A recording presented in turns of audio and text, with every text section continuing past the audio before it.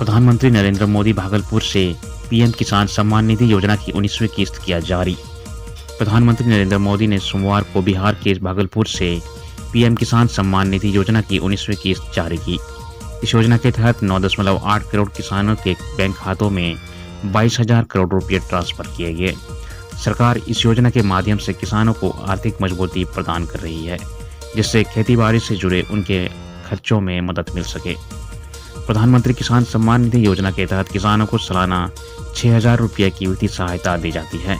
यह राशि प्रत्येक 4 महीने में 2,000 रुपये की किस्त के रूप में सीधे किसानों के बैंक खाते में पहुंचती है। इस सहायता से किसान बीज, खाद और अन्य कृषि जरूरतों की पूरी कर पाते हैं।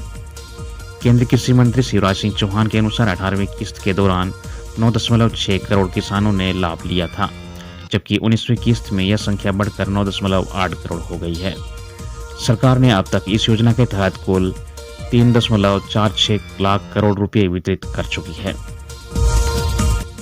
आदिवासी संगठनों के प्रतिनिधिमंडल ने मुख्यमंत्री से की मुलाकात। झारखंड विधानसभा में आज मुख्यमंत्री हेमंत सोरेन से विभिन्न सरना समिति और आदिवासी संगठनों के प्रतिनिधिमंडल ने मुलाकात की। इस अवसर पर प्रतिनिधिमंडल के सदस्यों ने मुख्यमंत्री को आदिवासियों के सामाजिक, धार्मिक और सांस्कृतिक स्थलों को संरक्षण से संबंधित कुछ महत्वपूर्ण मांगों से अवगत कराया। इस मुलाकात में मंत्री चंद्रा लिंडा और विधायक राजेश कश्यप भी मौजूद रहे। इसके अलावा इस बैठक में सरना प्रार्थना सभा, रांची महानगर, केंद्रीय सरना समिति, आदिवासी विकास परिषद, आदिवासी छात्र संघ, जय आदिवासी परिषद, आदिवासी जन परिषद और सीरम टोली सरना समिति के प्रतिनिधि भी उपस्थित थे। जानकारी हो कि इस दौरान प्रतिनिधिमंडल ने मुख्यमंत्री से आदिवासी समाज की सांस्कृतिक धरोहरों को संरक्षित करने के लिए एक प्रभावी कदम उठाने की अपील की, ताकि आने वाली पीढ़ियां इनके महत्ता और महत्व को समझ सकें। मुख्यमंत्री ने उनकी बातों को ध्यानपूर्वक सुना और आश्वासन दिया कि इन मांगों पर उचित कार्रवाई की जाएगी। धनबाद के एसएनएमएमसीएच में ऑक्सीजन लीक से मची अफरा-तफरी। धनबाद के एसएनएमएमसीएच अस्पताल में ऑक्सीजन पाइप में अचानक लीक होने से अफरा-तफरी मच गई। घटना सोमवार को जनरल मेल फीमेल वार्ड के पास हुई। अस्पताल प्रशासन ने तुरंत कार्रवाई करते हुए प्रभावित क्षेत्र में ऑक्सीजन आपूर्ति रोक दी। तकनीकी टीम ने लीक को ठीक किया और मेडिसिन वार्ड में ऑक्सीजन की आपूर्ति अस्थायी रूप से बंद की गई है। एसएनएमसीएच अस्पताल में ऑक्सीजन की आपूर्ति इसके अपने ऑक्सीजन प्लांट से होती है। घटना के बाद प्लांट की देखरेख करने वाली कंपनी को सूचित कर दिया गया है।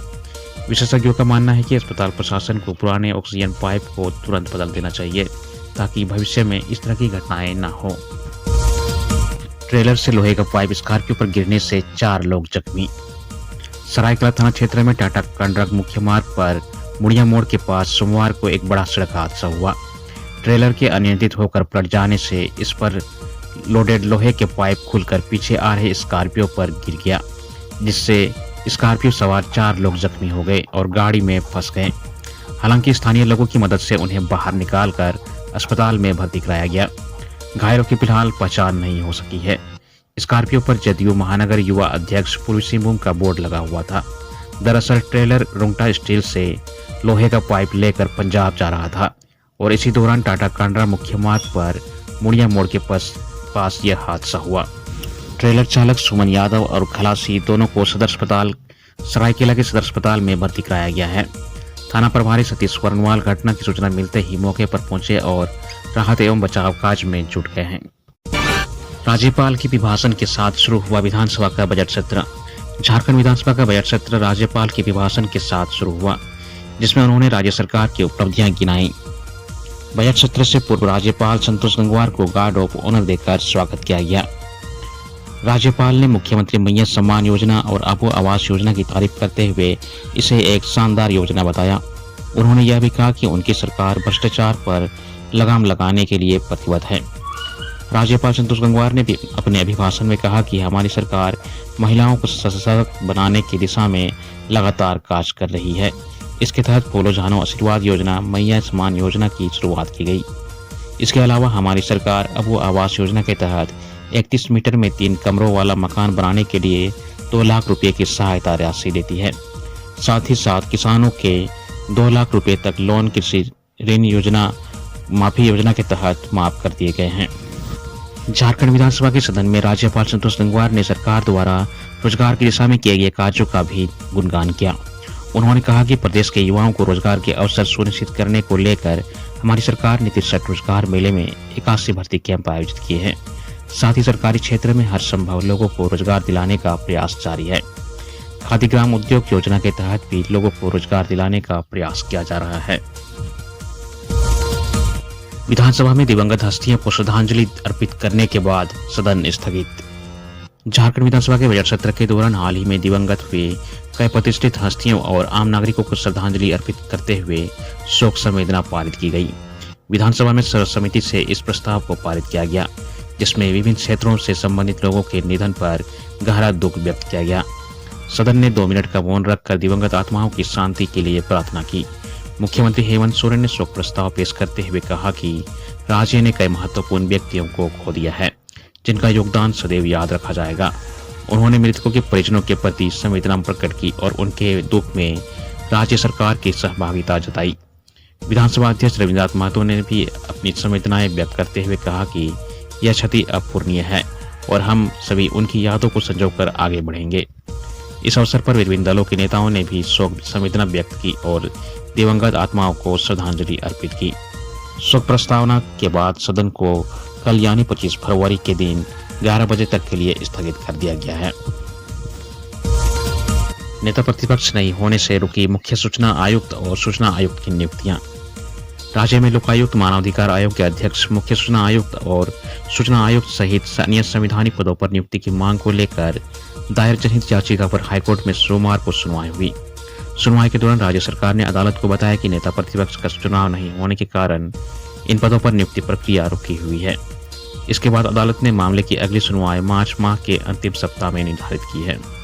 गौरतलब है कि राज्य में लोकायुक्त, मानवाधिकार आयोग और राज्य सूचना आयोग के प्रमुख पद पिछले कुछ वर्षों से रिक्त पड़े हैं। हाईकोर्ट ने इन रिक्तियों को लेकर गंभीर रुख अपनाया है और सरकार को जल्द नियुक्ति करने का निर्देश दिया है। हालांकि नेता प्रतिपक्ष की घोषणा न होने के चलते यह प्रक्रिया अटकी हुई है। मुख्यमंत्री ने सत्ता पक्ष के मंत्रियों व विधायकों को बजट सत्र के दौरान उपस्थित रहने का दिया निर्देश। बजट सत्र को लेकर मुख्यमंत्री हेमंत सोरेन ने सत्ता पक्ष के मंत्रियों व विधायकों के साथ बैठक की। इसमें बजट सत्र को लेकर रणनीति बनाई गई। बैठक में मुख्यमंत्री हेमंत सोरेन ने कहा कि बजट सत्र 20 दिनों का है। इस 20 कार्य दिवस में हर विधायक अपनी उपस्थिति सुनिश्चित करे। उन्होंने कहा कि सत्र के दौरान 11 अनुदान की मांगों पर चर्चा होगी। सदन में मनी बिल आएगा, ऐसे में विधायक इसकी गंभीरता को समझें। उन्होंने कहा कि मंत्री भी पूरी तैयारी के साथ सदन में पहुंचे। मुख्यमंत्री हेमंत सोरेन ने कहा कि मंत्रियों को जवाब देने के लिए कुछ अतिरिक्त विभाग भी आवंटित है, उससे संबंधित तथ्यों को जुटाकर सदन में पहुंचे। 9 मार्च को पटना में 66,000 अध्यापकों को दिया जाएगा नियुक्ति पत्र। बिहार लोक सेवा आयोग की तरफ से तीसरे चरण की विद्यालय अध्यापक परीक्षा के तहत चयनित करीब 66,000 विद्यालय अध्यापकों को 9 मार्च को नियुक्ति पत्र बांटे जाएंगे। शिक्षा विभाग ने जरूरी तैयारियों के लिए सभी जिला शिक्षा पदाधिकारियों को जरूरी दिशा निर्देश दिए हैं।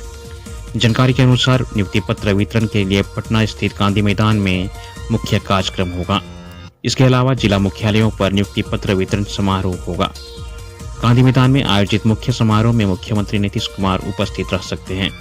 हालांकि इसकी आधिकारिक पुष्टि नहीं की गई है। इसके अलावा 1 मार्च को नियुक्ति पत्र वितरण का एक अन्य कार्यक्रम और आयोजित किया जा रहा है। इसमें दूसरी सक्षमता परीक्षा पास 66,143 नियोजित शिक्षकों को विशिष्ट रूप से औपबंधिक नियुक्ति पत्र दिए जाएंगे। यह कार्यक्रम विभिन्न जिला मुख्यालयों पर आयोजित किए जाएंगे। बाबा नगरी में महाशिवरात्रि की तैयारी जोर शोरों पर। बाबा नगरी देवघर में महाशिवरात्रि को लेकर तैयारी जोरों शोरों पर है। वहीं पर्यटन विभाग शिव बारात निकालने को लेकर अंतिम रूप देने में जुटा हुआ है। बाबा मंदिर में भी साफ सफाई का कार्य जोरों पर चल रहा है। सोमवार की दोपहर 3 बजे के बाद बाबा वैद्यनाथ मंदिर व मां पार्वती मंदिर के पंचसूल शिखर से एक साथ उतारे जाएंगे। दोनों पंचसूल को मिलन कराने के बाद इसकी साफ सफाई भी की जाएगी। वहीं पंचसूल खुलने के साथ ही बाबा व मां पार्वती के बीच गठबंधन चढ़ाने की परंपरा भी बंद हो जाएगी। दूसरे दिन यानी मंगलवार को बाबा व मां पार्वती सहित अन्य मंदिरों से खोले गए पंचसूल की सफाई के बाद विशेष पूजा की जाएगी। इसके बाद पंचसूल को शिखर पर पुनः लगा दिया जाएगा। कल्याण मंत्री चमरा लिंडा ने फ्लाईओवर निर्माण कंपनी को सरना स्थल की पवित्रता का ध्यान रखने की बात कही। कल्याण मंत्री चमरा लिंडा ने रविवार को सिरमटोली सरना स्थल का दौरा किया। इस दौरान उन्होंने फ्लाईओवर निर्माण के संबंध में कंपनी व प्रशासन के अधिकारियों को दिशा निर्देश दिया। उन्होंने कहा कि निर्माण कर रही कंपनी को सरना स्थल की पवित्रता का ध्यान रखना चाहिए। सरना धर्म स्थल पर आदिवासी समाज पूजा अर्चना करने चाहते हैं। अगर सिरमटोली फ्लाईओवर की ऊंचाई कम रखी गई तो वहां आने जाने में श्रद्धालुओं को कठिनाई होगी और दुर्घटनाओं की संभावना भी बढ़ जाएगी। इस दौरान सरना धर्म के प्रतिनिधियों व सामाजिक कार्यकर्ताओं ने कहा कि सरना स्थल के गेट के ठीक सामने स्लोपिंग नहीं होनी चाहिए। लोगों ने मांग की है कि सरना धर्म स्थल के गेट के सामने स्लोपिंग को खत्म किया जाए और उक्त स्थल पर पिलर में ही फ्लाईओवर को बनाया जाए। फ्लाईओवर निर्माण कंपनी L&T के प्रतिनिधियों ने कहा है कि फ्लाईओवर का नया डिजाइन तैयार किया जा रहा है और इसे मंजूरी मिलने में 15 दिन का समय लगेगा। कंपनी की ओर से कहा गया है कि सभी पहलुओं को ध्यान में रखते हुए समाधान निकाला जाएगा। रांची के जगन्नाथपुर मंदिर के आसपास से हटाया गया अतिक्रमण। रांची नगर निगम ने रविवार को जगन्नाथपुर मंदिर के आसपास अतिक्रमण हटाओ अभियान चलाया। इस दौरान सड़क किनारे अवैध रूप से बनी 2 दर्जन से अधिक दुकानों को तोड़कर बांस-बल्ली व तिरपाल जब्त कर लिया गया। वहीं 20 से अधिक दुकानों के छज्जे भी जेसीबी से तोड़े गए। इस दौरान सड़क पर लगाई गई 4 गुमटी को भी जब्त कर लिया गया। अभियान के विरोध में स्थायी दुकानदार सड़कों पर उतर आए। उनका कहना था कि सड़क पर जाम जैसी कोई भी समस्या नहीं है। इसके बाद भी यहां अतिक्रमण हटाओ अभियान चलाया जाना समझ से परे है। नगर निगम की टीम ने कहा कि दुकान सड़क के किनारे रहे तो किसी को कोई परेशानी नहीं है, लेकिन अगर इसे सड़क से सटाकर लगाया जाएगा तो वैसी दुकानों को तोड़ा जाएगा। रेलवे में नौकरी के नाम पर ठगी करने वाले 3 गिरफ्तार। रेलवे में नौकरी के नाम पर ठगी करने वाले गिरोह के 3 युवकों को पुलिस ने बोकारो से गिरफ्तार किया है। गिरफ्तार करने के बाद पुलिस रविवार को उन्हें लेकर बिष्टुपुर थाना पहुंची, जहां तीनों से पूछताछ की जा रही है। गिरफ्तार युवकों में बोकारो चास निवासी मनीष कुमार के अलावा बोकारो के कसमार थाना क्षेत्र का राजदीप कुमार और संतोष कुमार शामिल हैं। गिरफ्तार युवकों ने कई लोगों से रेलवे में नौकरी दिलाने के नाम पर लाखों रुपए की ठगी की थी, लेकिन किसी को नौकरी नहीं दिलाई। गिरफ्तार युवकों के पास से पुलिस ने कुछ कागजात बरामद किए हैं। इसके अलावा तीनों का मोबाइल भी जब्त कर लिया गया है। पुलिस के अनुसार गिरफ्तार युवकों के खिलाफ रेलवे समेत अन्य जगहों में नौकरी के नाम पर लाखों रुपये लेने का आरोप है। इस संबंध में केस भी दर्ज किया गया था। गुप्त सूचना के आधार पर बोकारो से 3 युवकों को गिरफ्तार किया गया है। मैट्रिक परीक्षा पेपर लीक मामले में SIT होगी गठित। राज्य में मैट्रिक परीक्षा के प्रश्न पत्र आउट होने के मामले की जांच के लिए SIT गठित किया जाएगा। स्कूली शिक्षा एवं साक्षरता विभाग द्वारा प्रस्ताव को शिक्षा मंत्री रामदास ने अपनी सहमति दे दी है। इसके बाद विभाग ने SIT के गठन का प्रस्ताव गृह विभाग को भेज दिया है। इस संबंध में सोमवार तक अधिसूचना जारी हो जाएगी। मामला में कोडरमा पुलिस ने शनिवार देर रात मोसिल थाना क्षेत्र के COD के कोचिंग संस्थान से 3 संदिग्ध छात्रों को हिरासत में लिया है। तीनों छात्र गिरिडीह के बताए जा रहे हैं। तीनों से पूछताछ जारी है। सभी युवक COD के ही एक कोचिंग संस्थान के छात्र बताए जा रहे हैं। कोडरमा, गिरिडीह, पूर्वी सिंहभूम और गढ़वा जिलों में जांच के क्रम में लोगों को हिरासत में लिया गया है। इस संबंध में जिलों में प्राथमिकी भी दर्ज की गई है। अब तक की जांच में दर्जन भर से अधिक लोगों को हिरासत में लिया गया है। इनमें कोचिंग संचालक, शिक्षक व परीक्षार्थी शामिल हैं। कुछ आरोपियों के मोबाइल भी जब्त किए गए हैं। अब तक खुलासा नहीं हो पाया है कि प्रश्न पत्र कहां से और कैसे लीक हुआ था। SIT के गठन के बाद सभी जिलों की जांच एक साथ SIT करेगी।